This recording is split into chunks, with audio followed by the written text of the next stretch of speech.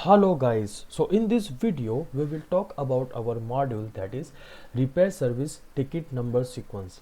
Now basically the main feature of this module is like to bifurcate different sequence based on different tickets types. Just for one example, like when we will take a ticket type as a hardware and second will be a software, then we can be able to easily set sequence number and bifurcate them with hardware and software. If I have taken like a sequence number should be start from 0001 hardware, it will be starting from 0001 oblique or slash h, right?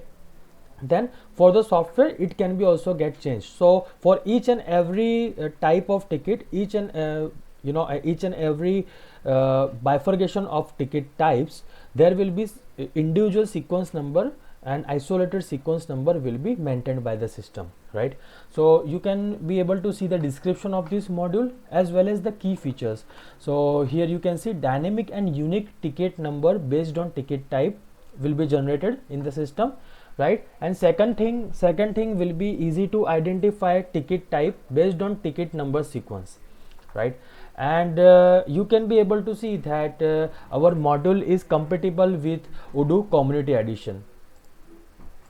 Now let's see the functionality. So as you can see that I am already on helpdesk module, right? So basically we will go at configuration and then types, right? So basically there will be different types of tickets like sales, general, question, issue, hardware, software, like this. So you will be able to see a code will be there, right? Suppose for cell I have configured a code as, right, and here automatic sequence, in this sequence info a sequence number will be generated, right? And after this it will be named like cell, okay? And is default queue means that by default the system will take a cells queue when generating a ticket, helpdesk ticket, right? Now just same like this, you will be easily able to maintain a separate sequence for this, like G, when you will click on generate sequence button, then system will take it like it is okay, one for general. All right, now here just same like this we will also set sequence number for question, okay, and for issue is also there. All right, now I am let's go to tickets, okay, and create a new ticket. I am creating a new ticket, okay. All right,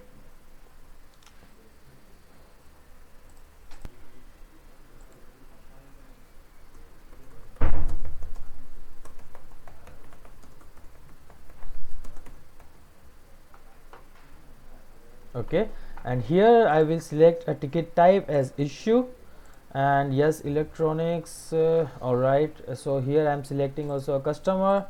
So all of this data is only demo data, okay. So here we have selected this issue, so let's save this.